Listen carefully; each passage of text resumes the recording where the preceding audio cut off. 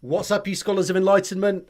Welcome back to another Bad Boy Meets. So when you think of large experiments, especially in the realm of particle physics, you probably think of something like the Large Hadron Collider, the LHC, at CERN in Geneva. However, for some scientists, a 27-kilometre long tunnel under the ground is just not quite large enough. So as the earthbound geography starts to constrain and put pressure on the sizing of future particle colliders, some have suggested that we might move into the oceans or even into space for the sites of new experiments. And in a new paper, two scientists have scoped out the possibility of a future moon-based lunar circular collider.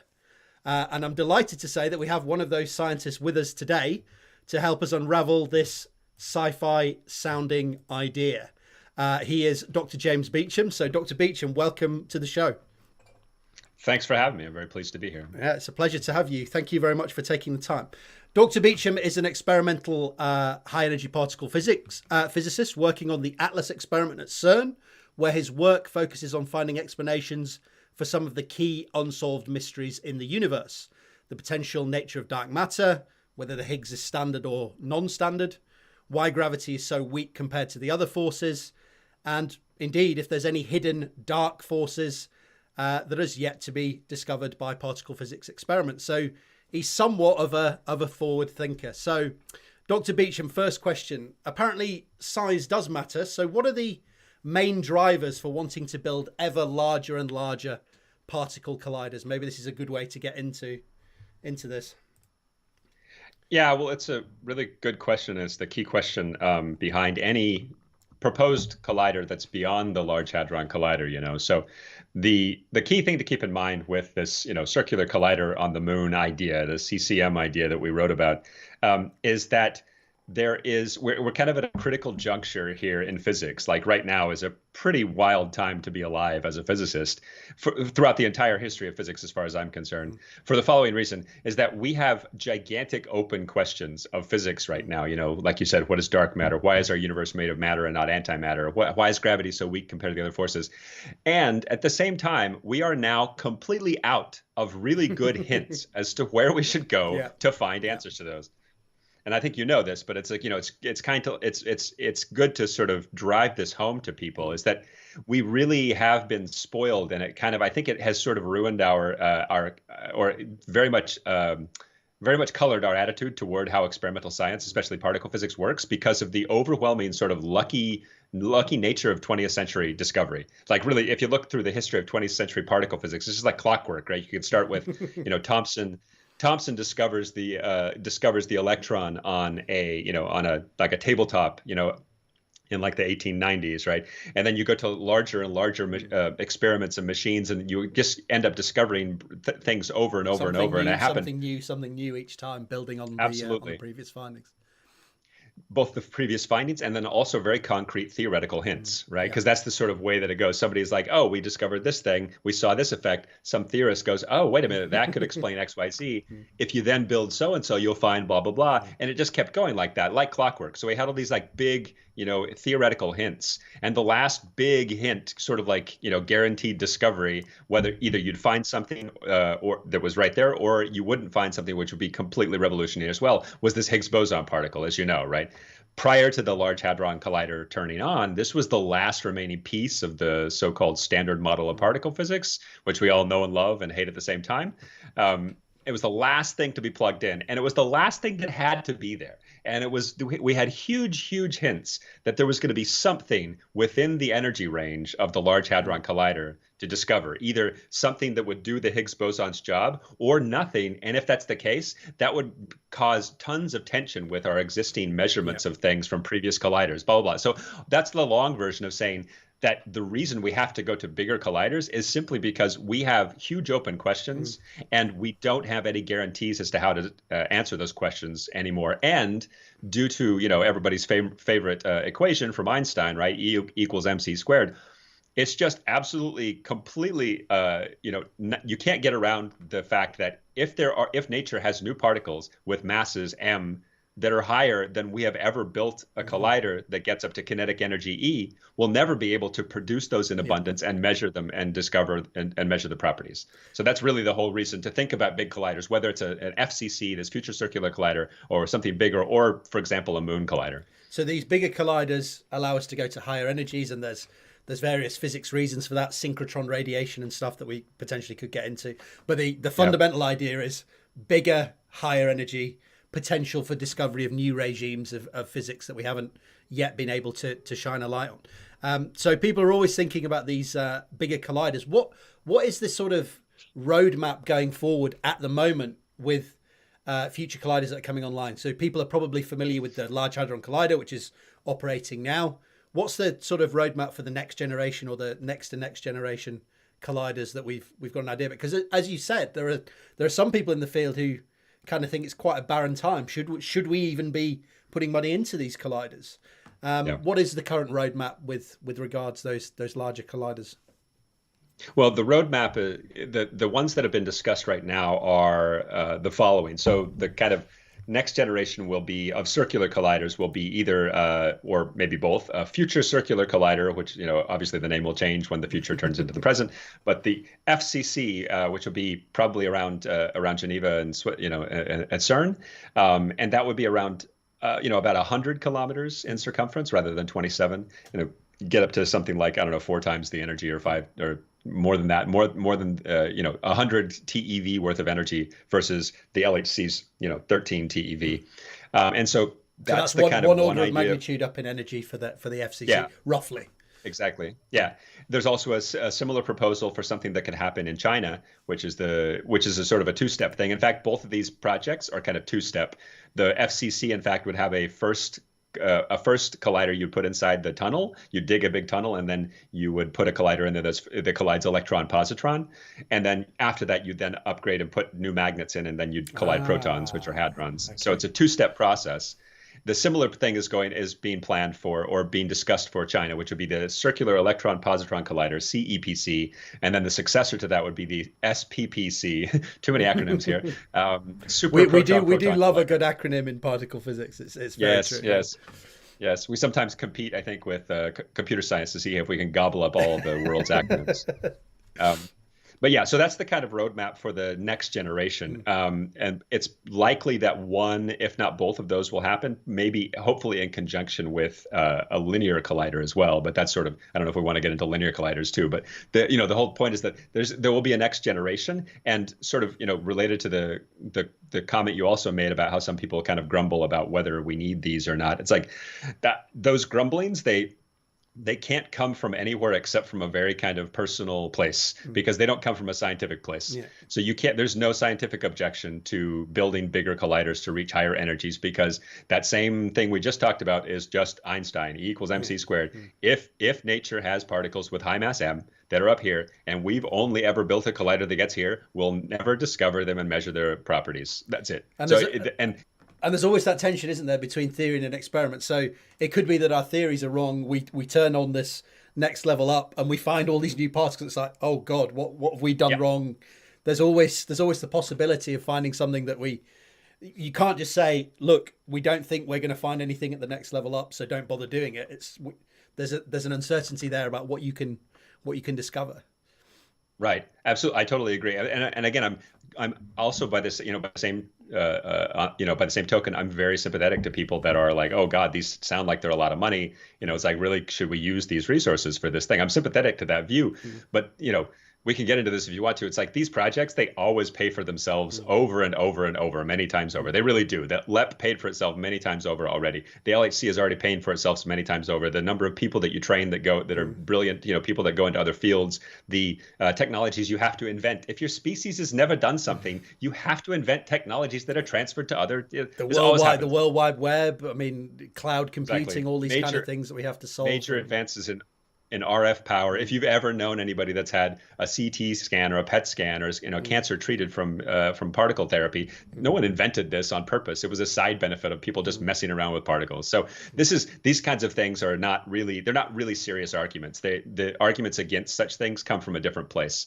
So the kind of scientific argument is completely straightforward for what the next generation of particle physics collider is. But the once you get into the kind of the weeds and the sort of details about what kind of scientific arguments you're making, that's the part that's interesting to me. And that's the part that I'm trying to advocate for people. And I've been doing it for, as long as I remember. I've been trying to get us to change our attitudes, our mindset, which is hard. Even as scientists, we're like, especially as physicists, we're all, we're as you get sort of taught this kind of version of discovery physics, which is like, great white men discovering things and like on a tabletop by themselves, changing everything with like Cavendish in his back room with his metal balls spinning bits around and smoke coming out of the window and people wondering what's going on and all this sort of stuff.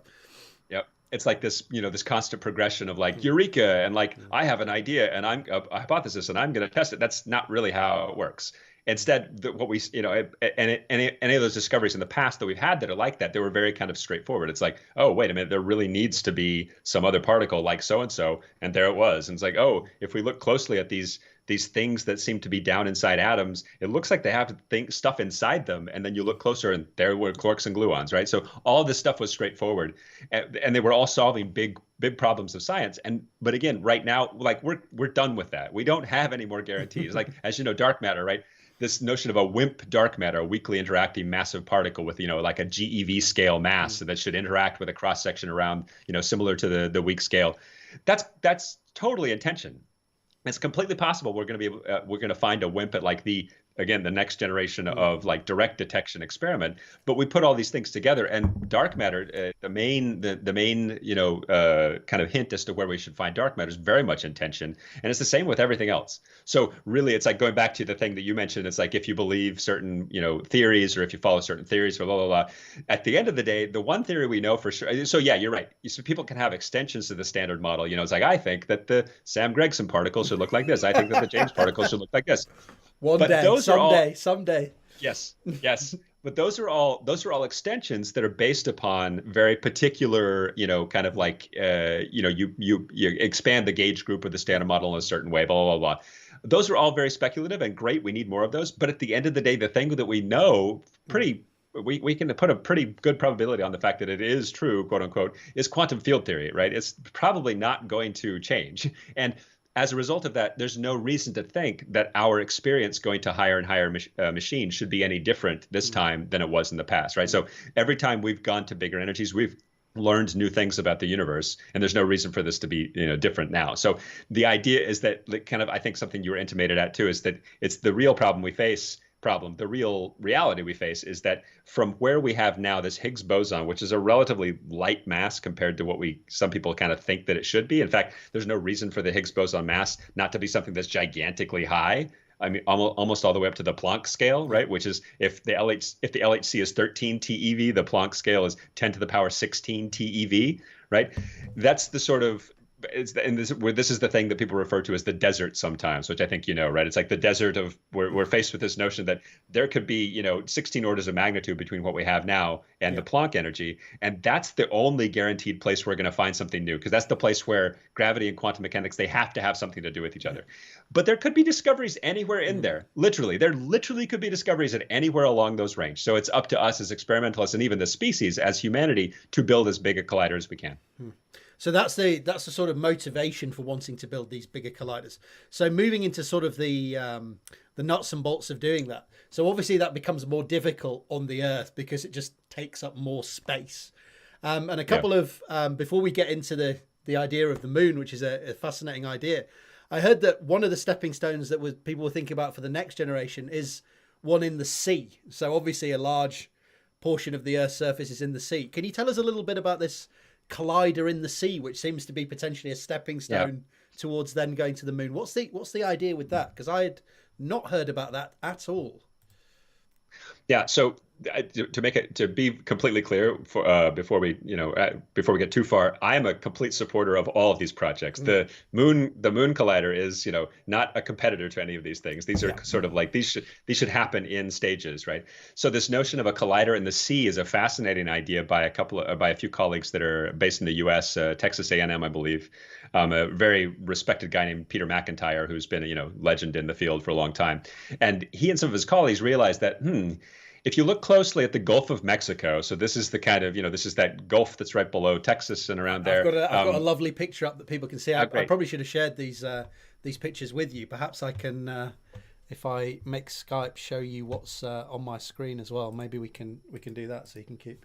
It doesn't want to, or does it? Let me see if I can share that with you at the same time. Can you see that? I can. Yes. Here we go. So there you go. You can see the Gulf of Mexico there. Yeah. And they did a little bit of a study and realized that the kind of the strongest currents through the Gulf there were not so strong after all. And it turned out that you should be able to find a trajectory that's roughly circular there, like you see in the image, where you could go down about 100 meters or so, and you could achieve neutral buoyancy with so you would have not so much basically controllable jostles up and down, and in principle you could build a collider that is in a tunnel about 100 meters under the ocean or the Gulf of Mexico there. Amazing. It sounds like it feels like it would be buffeting up and down all the time, but maybe under the sea it would be more stable than I'm expecting it would be. Well, that's the good question, right? I mean, that's the sort of open question. If you can achieve this neutral buoyancy, and you could, in principle, just have it, constantly being, supported and adjusted against any kind of jostling, and just keep it in a nice neutral circle, that could be a benefit, for example, compared to, say, a larger collider on, digging underneath the Earth, where if you go too large, then you're going to, inevitably go over some fault lines or something, and you risk things getting really screwed up, or into some unfriendly country or whatever it might be geopolitically and this kind of thing. Right, and that's part of the other reason that we wanted to explore this idea of a moon collider, a circular collider on the moon, is that going to larger rings on the Earth, on land itself, is going to get harder and harder the bigger you get. So in principle, I mean, we should be clear that yes, the moon is small compared to the Earth, and so you could in fact achieve an 11,000 kilometer tunnel somewhere on the Earth, but to do so, you'd probably have to keep it completely in Russia, entirely in Russia by itself, when you're also going to have to go underneath a bunch of mountain ranges, or maybe you'd have it go around, kind of Southeast Asia, or maybe even just like through India and China as well. But then you're going to have to dig underneath the Himalayas. Yeah. The other thing that I keep it, that you have to keep in mind is that even though this thing would be probably, you dig a tunnel under the ground, you have to have a bunch of access shafts as well. And every time you do that, every place you do that, I guess you could choose them, in principle, you could choose them well so that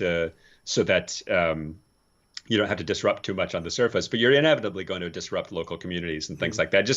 It becomes very challenging from my perspective. Again, I'm totally happy to be proven wrong. I would love it if somebody would build an 11,000 kilometer circular tunnel somewhere on the Earth, but it seems to be very, very difficult. We see the friction in the world, so we can tell that it wouldn't be a particularly straightforward endeavor, shall we say, in the modern world. So having a lot of space. So if we moved on so we're committed now.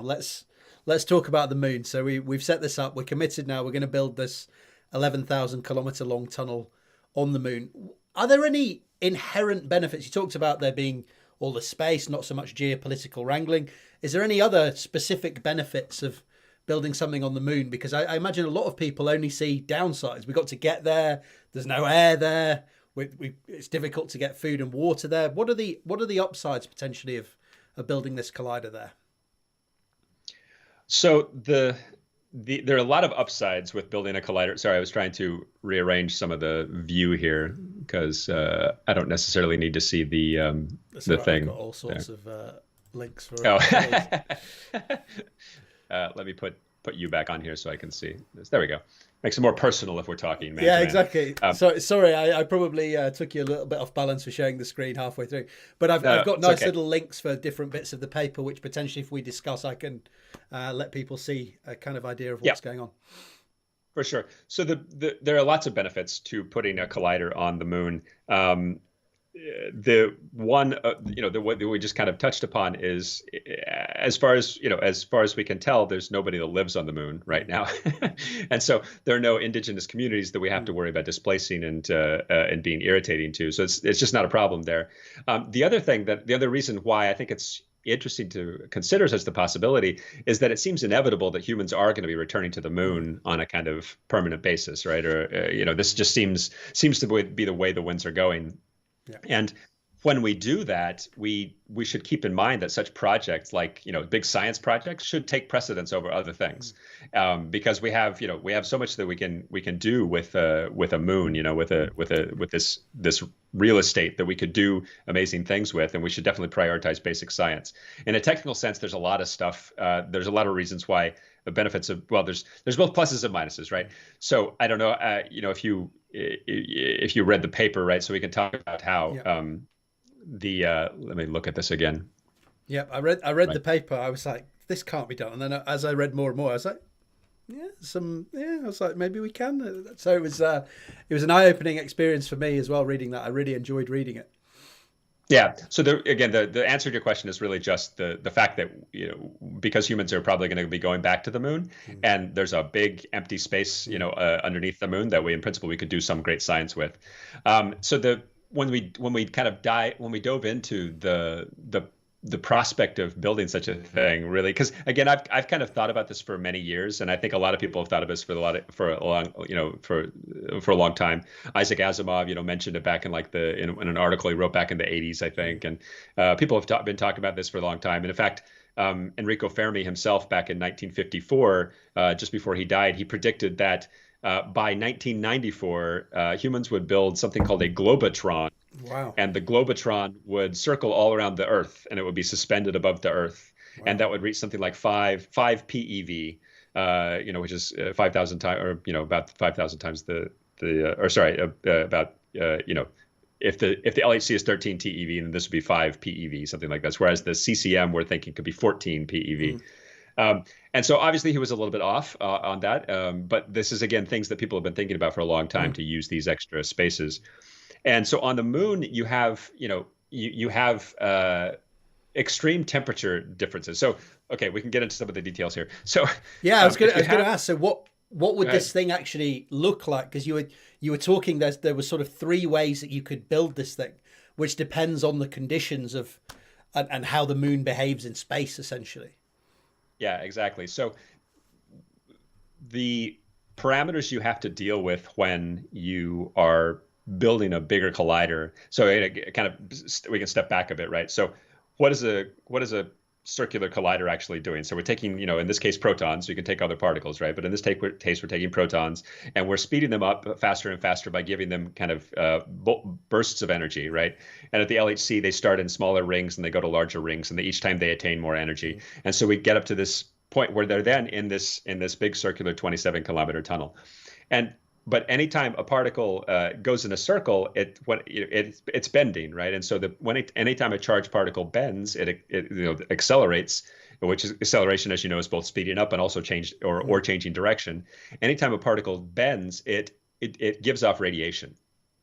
And this radiation can be pretty large if the bending is very Sharp corners. tight. Yeah, yeah. Yeah, exactly. It gives off a lot of radiation, and the more radiation it gives off, the more energy it loses. So you're always kind of like playing this balancing game Mm. with, how hard can I kick it? How much energy can I put into it to give it to higher and higher energy so I can get to this higher energy for a collision? And how much am I losing, therefore, based upon how big the collider is? Yeah. So it really is the reason you want to go to bigger colliders is that you have very, very gentle turns, right? Yeah. The gentle turns, there's not so much that you're losing. Yeah. But again, by the same token, you have to have a gigantic dipole magnet to bend this thing. And the dipole magnet is the thing that you really have to think about critically with any next generation hadron colliders. The LHC, right, has are you still there? Yeah, yeah. Okay, thought I lost you for a second. I think it dropped for 1 second there, but I think we're okay. So you have to use magnets that are superconducting to make this happen, because you're just not going to get the strength necessary for such high speed particles to be able to bend. And for superconductivity to happen, you need to have relatively low temperatures. So at the LHC, you're using standard superconducting magnets, which means that you have to get them down to colder than outer space. So something like 1.9 Kelvin, right? Yeah. Whereas outer space is something like 2.7 Kelvin or something. And we use that by using liquid helium, right? However, for the next generation of Earth-based colliders, they're actually talking about high-temperature superconductors. However, high temperature is not actually so high temperature compared to us. I think it's something like what is it? Where did that go? The high-temperature superconductors, would be around 100 Kelvin, right? Yeah. Which is still minus 173 Celsius.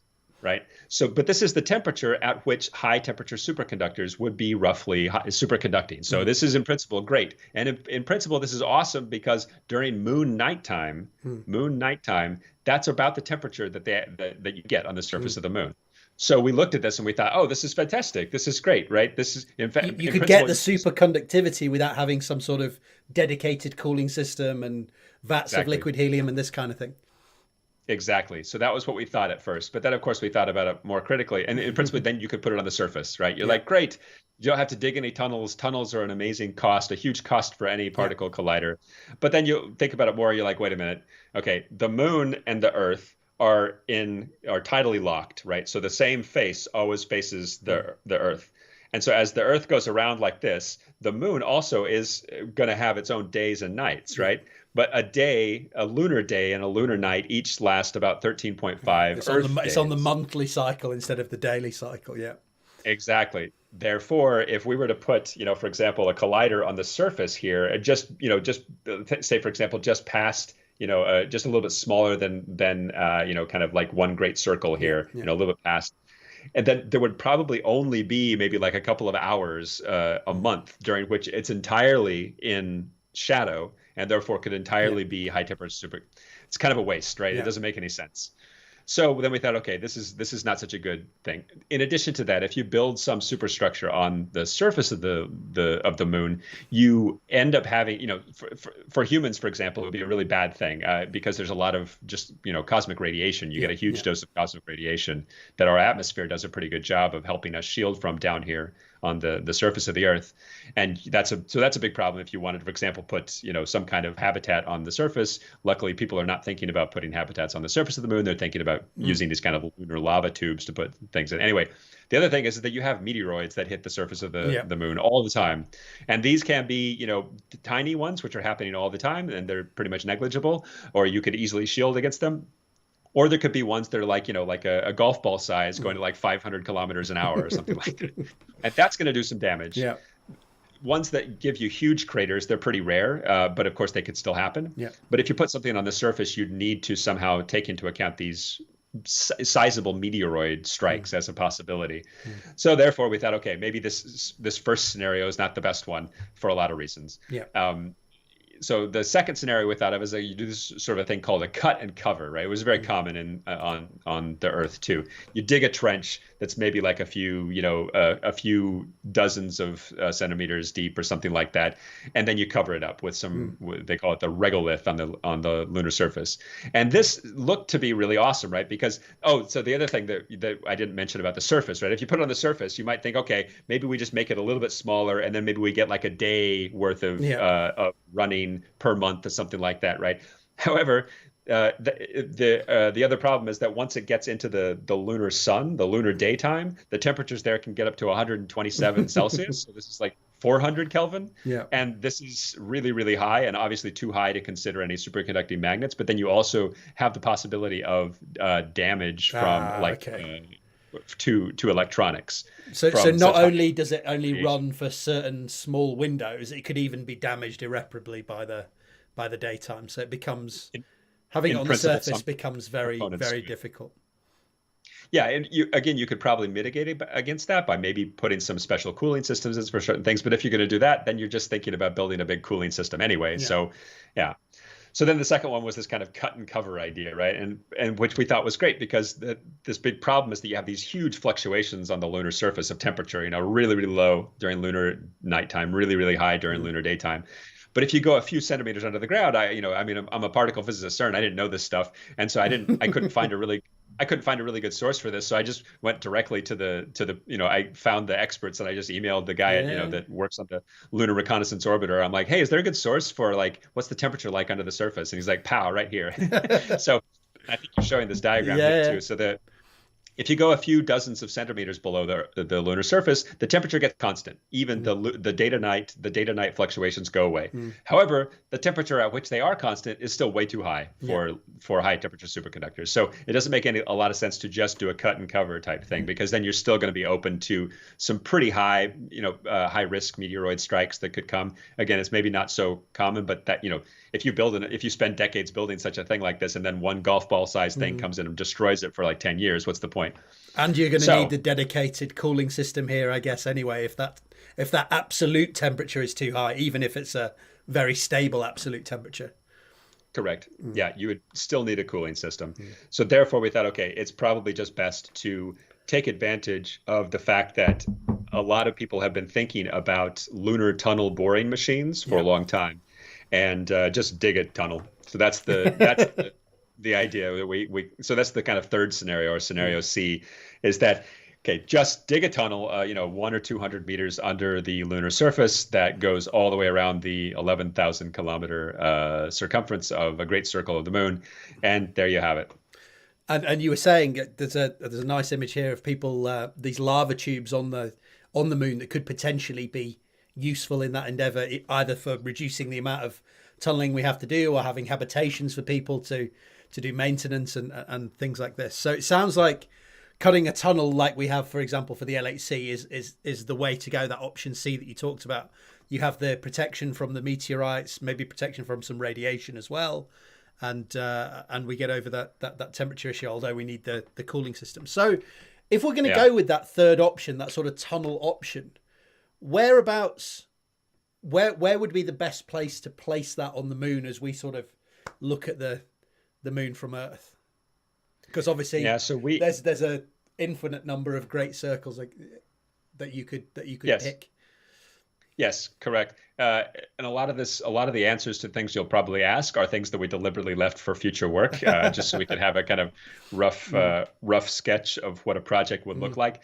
But that being said, as I think you saw in the paper, we did find, almost by eye, we found one kind of nice, great circle that looks like, if you choose a kind of circle that is, so we always have the same face, the same side of the moon facing us. If you choose one that kind of just circles around the thing that we see, the silhouette of the thing that we see, that's actually a pretty good trajectory, because the near side of the moon is very smooth compared to the far side, which is very rough, where the temperature elevation changes can be huge. And if you kind of just split the difference in between there, you get a really nice trajectory. And so, again, there are tools that you can use to optimize this, and that, of course, would be left for future work, where you want to find a more precise trajectory. But if you can look at something like this, like you're seeing, or like you're showing, right, you can find a trajectory that kind of avoids a lot of the major elevation changes, but obviously not all of them, right? And so a couple of things should jump out at you at when you look at a line like this. On the right-hand side, right, you see this kind of near side, and it's the South Pole. There are some pretty large elevation changes. There's some pretty large mountains that you'd have to dig underneath, right? So okay, maybe my complaint about digging under the Himalayas is kind of moot when you look at this, and you're going to be digging underneath 5 times the Himalayas or something, but. Again, part of the reason that this might work is that within a few decades, these lunar tunnel boring machines will hopefully be developed enough to be able to be controlled remotely from Earth. So this is something that you could just kind of like have it going automatically or something like that. So, but one thing that should absolutely jump out at you, and I think it should jump out at every smart person that's looking at this, is, for example, on the left-hand side, you see this North Pole, and the near side, there's this gigantic blue mare. So they call these things mare Humboldtianum, I believe. Humboldtianum. And this thing is gigantically deep. It's something like what, 4 or 5 kilometers deep. Mm. So this leads to some really, potentially difficult engineering challenges. And in fact, it's something that we did not get a chance to talk about in detail in the paper, but there is one thing that we kind of hint at in the paper, is that if you have some big, impression like this, that you have to, we want to keep more or less a complete circle. These circular colliders, even the LHC, is not actually a perfect circle. It has bendy parts, and then it has straight sections and bendy parts. And so the interesting thing here is that for two reasons. One, you might think, okay, this sort of mare Humboldtianum, okay, if it's, I have a nice diagram I could show you, but like if the beam is coming in 100, about 100 meters under the lunar surface, and then suddenly this 5 kilometer deep valley happens, what are you going to do we need with some the sort beam of tube viaduct here? type thing, I guess, across the Exactly. expanse. Yeah. Except the vacuum on the moon is much, much, much better than the vacuum that we can achieve in the tubes of the LHC. So that's in fact one of the biggest problems that we face. Well, biggest problem. It's one of the most prominent things you have to think about when building a collider on the Earth, is you have to pump out all of the extra stuff that's in there, extra gas molecules. And in fact, these extra gas molecules that can show up in the beam pipe, even though we try to achieve a really good vacuum, you're never perfect. And there's always going to be some extra crap flying around. Yeah. And this, in fact, was a problem a few years ago during LHC Run 2, where we were seeing a lot of like these kind of peripheral collisions that were causing a lot of problems. That's not a problem on the moon. Thus, at first, my first thought is like, okay, well, we're going to have to build some, support structure that's like 5 kilometers tall or something. And I thought, okay, number one, if our civilization advances far enough where we could build a circular collider on the moon, we can probably solve this engineering challenge too. However, then I thought about it more, and I thought, wait, you don't even need to have a structure at all. You could just have the beam going through. You zap across the gap, essentially. Yeah. If it's a straight section, if you arrange it so that the straight sections go through these things, that's not a problem anymore. Amazing. So as we sort of come off this little bit, then I guess I'm trying to get a picture in my head of what this thing would look like. So we think about the LHC. You have these blue tubes, and you have these vacuum beam pipes inside. Would this be just the magnets, and then the beams are essentially open to space within a rock tunnel? Is that? Yeah, you would. Well, at least the straight sections would probably just be open to the vacuum on the moon, or the vacuum under the surface of the moon. You might, in some of the tunnel, you might want to consider, putting at least some kind of shield, so that maybe, I don't know, if you have like a bit of a lunar quake or something like that, maybe some dust falls from the top or something like that. Maybe you want to avoid that. We don't zap the habitation that's above, or whatever it might be. Yes. That will also have to be very carefully, carefully arranged, because there's going to be a lot, the synchrotron radiation coming off. We want to make sure that it will go into the rock and be absorbed, or just go into the lunar sky. But yeah, what you would have is you'd have the curvy sections, which would be dipole magnets, and those would probably be enclosed because you had to put the magnets in something. I mean, in principle, I guess you could just have the raw magnets sitting there, as long as you can still have some kind of like superconducting, cooling system in there, blah, blah, blah. So probably you'd have the bendy systems that are enclosed, but then the straight sections could just be open, and that could be open to the air. So Sorry, one lack of air. Yeah. Okay, whichever way you want to say it, but yes. So one other big problem with this, or one other big challenge, I think problem's probably the wrong word to use. We're going to be very positive with this. One other challenge is powering this thing. So we think about the LHC. I believe it gets most of its power from, the French fission reactors, and off we go. But it's a hell of a lot of energy that we require. How are we going to get that amount of energy on the moon to run this thing, which requires, I think it was 1,000 times the amount of energy, or much, much more? How are we going to get there? That's a really good question, and we asked ourselves that. Of course, it's one of the critical things you have to ask for any project that's on the moon, is how are you going to power it, right? Because there's no already built fission reactors or something on the moon. And we did the calculations. So like, as we intimated earlier, and I think or as we talked about earlier, and I think you're intimated now, is that when when you want to go to, because the whole point, right, is a bigger collider allows you to bend your particles in a much more gradual way, therefore decreasing the amount of energy you lose, increasing the amount you lose. Sorry, decreasing the amount you lose from synchrotron radiation, therefore allowing you to use the energy for collisions instead, etc. So that's the whole point. That's the whole game. But you then you end up having to inject still a lot of energy into this thing, and it's always sort of a trade-off. At some point, you get to the point where the more power you give it cannot be, you can never compensate for the amount of power that you're going to lose due to synchrotron radiation. Until you go to a larger circle, etc. So that's your kind of maximum energy. That's how we get there. And so if you then do the calculation, it turns out that to power something like an 11,000 kilometer circular collider on the moon, you would need something on the order of 10 terawatts. A 10 terawatt source, if you look closely, the estimated total amount of power used by humanity per year is something on the kind of 18 to 20 terawatts level. So we're talking about half the consumption of power on the Earth, roughly. Yeah, right. And so finding a source for this, again, a part of me thinks that if our civilization, or when our civilization advances to the point that it can build a circular collider on the moon, it will also be able to solve this problem. Yeah. But we also wanted to look into it more critically and say, okay, could you use existing sources, right? So it turns out that if you take all of the fission reactors that we use, that we have on Earth, all the ones that are currently, providing power, it's basically impossible. So it's never going to get to the level of the terawatts level. I mean, maybe if you built a huge number of them, but it's even worse if you think. This predicament is made even clearer by if you consider, say, fusion reactors. So everyone's been talking about ITER for a long time, right? And the ITER project is hopefully going to produce something like on the hundreds of megawatts scale or something like that. Yeah. However, what that means is you need something like 20,000 ITER reactors that are completely efficient to be able to power such a thing. Yeah. And again, I know that we all know that fusion power hopefully will advance to the point, in the next few decades to really get better. But again, you can't really rely upon that. And so the obvious thing that presents itself for a circular collider on the moon is why not the sun? Yeah. So just use solar power, right? So obviously, probably your audience is very well familiar with this kind of a thing, but everybody loves a Dyson sphere, right? The notion of the Dyson sphere is awesome. Yeah. This notion that if you take a star is giving off an insane amount of energy, but most of it we can't collect.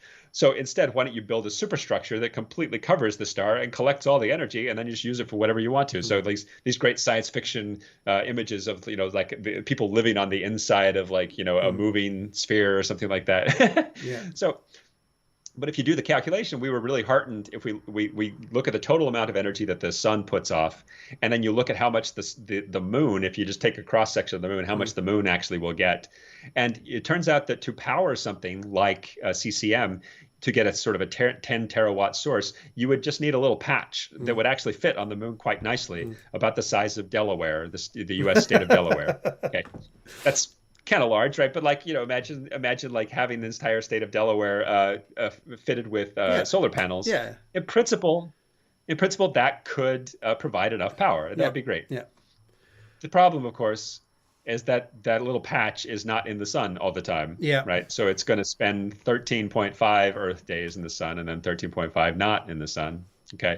So then I say this with complete honesty. I'm not trying to, scoop the lunar ring people, but I thought, okay, well, if we have this little patch, I know how we could get around this. Just build a little belt. Yeah. Smear it out. Yeah. And so then I did the little calculation for that, and I made this fun little diagram. And then I thought, you know what? I'll bet somebody has already been thinking about that. And lo and behold, they have been. And apparently they have this JAXA project, if I'm pronouncing that correctly. It's not something that people haven't considered before, which is, I'd never heard of it, but it's a fascinating idea. Yeah, there's a corporation in Japan, the Shimizu Corporation, that in conjunction with JAXA, which is the Japanese Space Agency, they've been seriously considering this. And part of the reason they did that is because they were very affected, as we all were, by the Fukushima Daiichi power plant failure, right? And they started thinking more critically about this idea that's been around for a long time, but start thinking, okay, how is it that we could possibly use, some non-terrestrial based solar power source that could efficiently beam power back down to the Earth? And, So and I they thought guess the about lack of this. atmosphere on the moon helps you in this regard as well, Yeah, with the amount of energy that's being received relative right. to its position, Earth, Moon from the sun. Absolutely. Right. Right. So people have been thinking about this already. Again, I think these things are very, optimistic in Mm. terms of their time projection. Mm. But, the Shimizu people, and I contacted them too. I'm like, oh, this is great. What do you think about XYZ? I wanted some more details.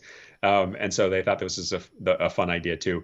But they think that maybe this thing could start being built in the 2030s or something like that. Mm. Again, I think maybe that's a little bit optimistic, but you never know with the trends the way they're going now, with people really, really seriously competing to go back to the moon. This in fact could happen. So What one other thing?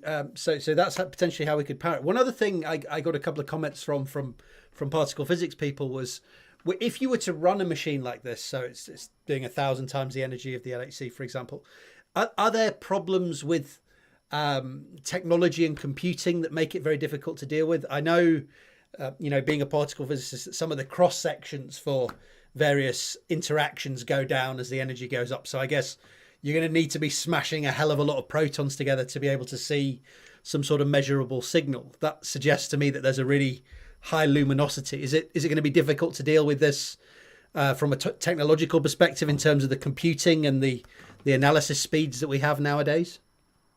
yes, Okay. to all. Simple answer Yes. is yes. Yes to all of those things, and Yeah. in fact, your particle physics colleagues who raise these objections, they're completely justified, and we have the same, not objections, but we have the same concerns, right? But I think guess of them the as same mostly. thing you've said a couple of times though comes up. If we get this far, there will have probably Yeah. been commensurate improvements in electronics and computing. So maybe, Yeah. fingers crossed, Well, Morse's law will keep going along as exactly. it does.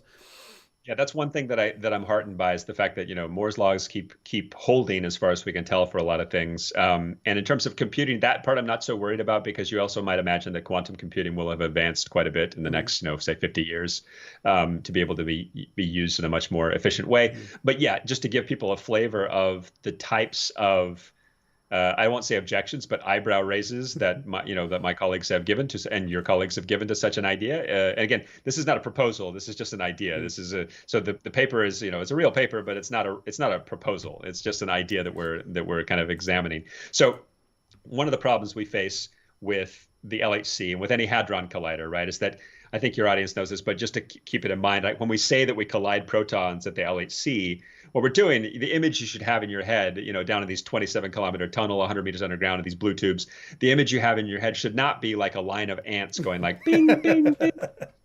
We're not that good. We're not good at controlling individual protons to go like that. So instead, what happens is the beam of these the LHC beam, in fact, has a structure.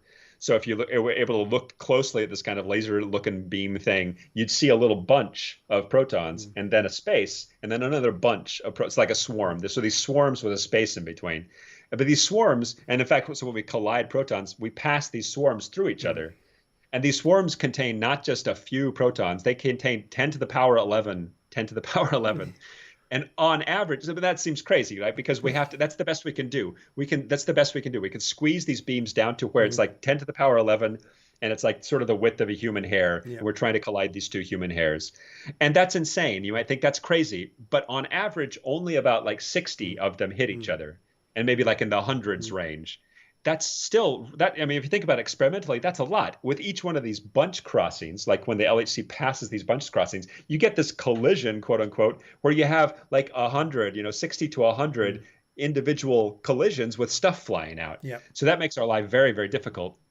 And with all that stuff flying out, you have to have you have to build your detector, like Atlas and CMS. You have to build them so that they can still do particle tracking, particle ID, all kinds of electronics stuff in such conditions. And so we call this pile up, right? When you have these things that pass through each other, you get something like 60, 70 pile up interactions. We kept this lower at LHCb, but yes, on the Atlas level. No, for sure. Yeah. So yeah, again, I'm very much, I'm speaking from a kind of Atlas CMS perspective, but yeah, the different experiments have different criteria that they can impose on it. But again, part of what you're getting at is these kind of just like big hammer discovery machines, like and detectors like Atlas and CMS. They want to have as high a luminosity as possible, so they can increase the possibility that they'll see at least one interesting interaction per bunch crossing, right? And that's really what we have to do. And so, but the thing is that, like you intimated as well, the cross section for just standard model interactions, we assume that new particles will have to have something to do with our standard model interactions, whether it's through some kind of new interaction by some new force. We probably assume there's dark forces and things like that, but they still have to have some connection to our standard model at some point.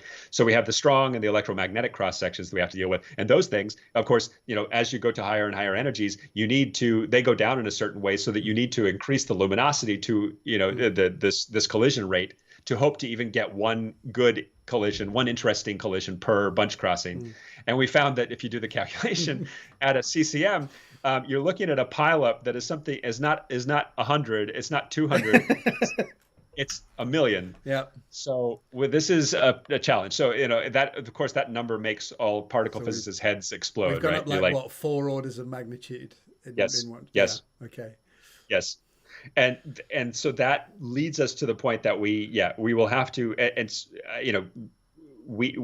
you would have to develop interdetector technology and just Atlas and CMS style detector technology to withstand such conditions, because that's a lot of tracks. I guess it's the triggering that's the hardest thing, right? The stuff that you have to do online and live, where you've got to make a quick decision between, am I keeping this? Is it interesting or is it not? Things where you can't do any sort of offline analysis or back things up to tape and then look at them later. It's going to be very, very tough to sift through all that billion interactions, tracks, and trigger on keeping various things. Very, very interesting. So hopefully the computing will move on again in the next few decades. Yeah, that's a good point, right? Because if we're colliding at something, at like a 20,000. Sort of, if you're colliding at a luminosity that's something like 4 orders of magnitude higher, then you're also you're going to have to figure out how you're going to get that down to the total number that you can keep on tape, right? And the total number. Because the LHC, we have like a 40 megahertz collision of Atlas and CMS, right? We can only we can only write to disk something like 1 to 2 kilohertz. And so that's, that kind of reduction is limited by computing power. And again, I'm convinced that in the future, this will be improved. Again, as it stands now, even at the LHC, if we wanted to, we could spend more of our resources on improving the rate at which we write things to disk. We could. It's just that we don't think there's no real reason to think that we need to. We can do all the great physics that we want with this certain fixed trigger rate. So hopefully there's some wiggle room there and some improvements that will come along in the next couple of decades, as you say. I don't want to keep you for too much longer because I greatly appreciate you taking the time, and I don't like to keep people for ages. One other big problem was building this thing. We talked about high temperature superconductors, these HTSs. The sort of materials that go into them, there's a lot of rare earth elements. How feasible would it be to build these huge amounts of magnets to be put into a moon collider? And I guess we're looking at wanting to kind of build them in situ, because shuttling things back and forward between the Earth and the moon is obviously expensive, difficult. Is there any information about potentially these materials being able to be found and then these magnets fabricated in situ on the moon? Is this the idea that we want to go with? Yeah, to my mind, you definitely want to do all the manufacturing you can on the moon itself to avoid, to avoid having to transport things from the Earth to the moon, which is going to be a huge cost and risk, things like that. And so that, of course, was a big issue that we thought about when we were doing this study. And the answer is sort of that it's promising, but it's still inconclusive. Let's put it that way. So kind of what you're getting at is that if you're going to use, these high temperature superconductors, there's different ways to make it happen. There's different kinds of high temperature superconductors, ones that use like this image you're showing, right? They use they're called Rebco, and they use rare earth elements in addition to some other things that are more common. And these rare earth elements, as their name implies, are quite rare. And to build the total number of dipole magnets that we would need for a CCM, this requires a huge amount of rare earth element. However, it seems like initial studies have shown that it seems possible that there is abundant rare earth element on the moon. It's possible, but again, it's not conclusive, and we need a full and complete, geological survey with humans being on the moon to be able to distinguish or to determine such a thing. So there's a lot of steps In addition, that sort of go forward from. We have to do that survey first before we can start building and see if this even is a feasible thing to do. Yeah. And even if that were the case, that the moon didn't have enough rare earth element to be able to create Rebco-based high temperature superconductors, you might also imagine that, if somebody thought about this kind of in earnest for several decades before actually attempting to build something, you could start collecting rare earth elements even on the Earth. Because, okay, they're rare on the Earth, but they're also, they also are there. It's just a matter of somehow finding them. That's less attractive to me because, with so much of this kind of extractive mindset, on the Earth, we've more or less ruined the atmosphere, and I would like to keep that to a minimum. And as you know, rare earth elements are also something that are a big part of electronics that we use. And so these are already, highly sought after things. One of the reasons why a lot of industry wants to go back to the moon, because you could, in principle, use these for expensive electronics to sell to people. There's another way, which is not rare earth elements based or Rebco based. There's also iron based superconductors, high temperature superconductors. And in principle, it looks like there's lots of iron on the moon. Whether it's accessible iron that we could use, that remains to be seen. But yeah, I think it would be possible. But again, it's inconclusive at the moment because there's no full and complete study has been done. But it looks promising. So there's a lot of challenges, but there's also a lot of promise, and there's a lot of stepping stones we need to go through to work out whether this thing's feasible. We need to do surveys of the material abundances. We see if people can get up there. We can get these lunar boring systems working. But there's work and interest and consideration going into all these things, and potentially hopeful going forward. It's not as wild as some people potentially think it might be. So as we sort of wrap this up then, so I guess it's very difficult to say, but do you have in your mind any idea of potential timescales that we might? I think in the paper you did try to put a kind of very, very tentative timescale on when we might see such a next and maybe next generation moon collider. That's an extremely good question. And yes, you're right. We did put a bit of a vague timeline in the paper just because we knew that people would ask about it. But again, it's nearly impossible to accurately estimate right now, just for the reasons that we've been talking about. There's so many different unknowns so many different technological advances that need to go forward. And a lot of not just technological advances, but things that need to advance to the point where they're like industry quality and mature, right? For example, it's not enough to have one lunar tunnel boring machine dig a tunnel, 1 meter under the surface of the moon and then say, well, look, we're ready. No, that's just a proof of concept, right? And we need to have these that will be industry quality. They will be operable from the Earth. They will be completely robust, blah, blah, blah. All these things need to advance. So it's nearly impossible to estimate. However, if you think about it, the way that the kind of trends are going with respect to people, really interested in going back to the moon, this seems, like I said, it's sort of inevitable. I mean, the idea of a lunar collider, a circular collider on the moon, just a few years, decades for sure, but even a few years ago, was like really sort of strictly in the realm of science fiction. Yeah. But now, because people are legitimately interested in going back to the moon, this in fact could happen in the next 100 years. So you might imagine that, if the sort of a lunar ring style powering this, this Dyson belt thing could work, could start being built in the 2040s and maybe be ready in the 2070s or something like that. And lunar tunnel boring machines, my colleague Jamal Rostami, who works on these full time, he says they should be, it's reasonable to expect they could be possible by the 2040s or so.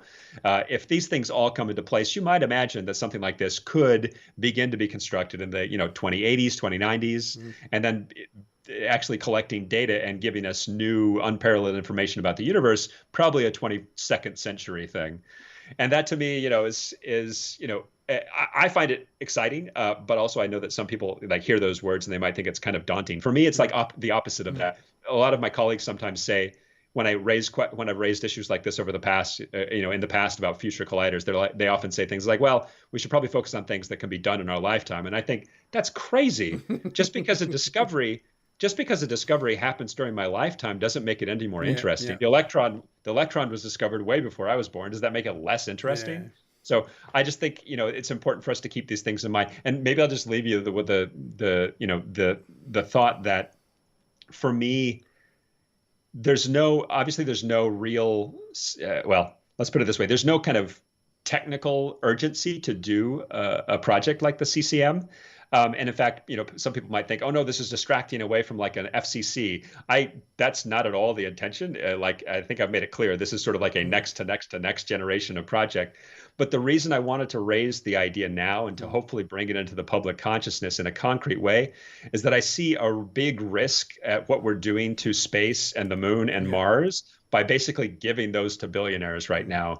And that seems to me like to be a really bad thing to do. I mean, it's, we can talk, this is a much longer discussion, right? But like just allowing the same kind of extractive mindset to extend to, the moon and to Mars and asteroids. We haven't done a really good job with that here on Earth. So we can't imagine that the same mindset is going to be fruitful moving forward. So the whole idea really is to just bring into the forefront that the moon really should belong to everybody. Mars should belong to everybody. It should not just be a place for billionaires to give luxury vacations to their billionaire friends or to extract for mining. I would like us to consider these projects as the center, the core of things that we would do when we go to the moon, to the Mars. And it doesn't have to be a CCM, right? It could be, in the paper we talk about, believe in a lunar park, an L park, a lunar particle and astrophysics research center, right? Where you'd have, people have already floated really good ideas for radio quiet telescopes on the far side of the moon, things like this.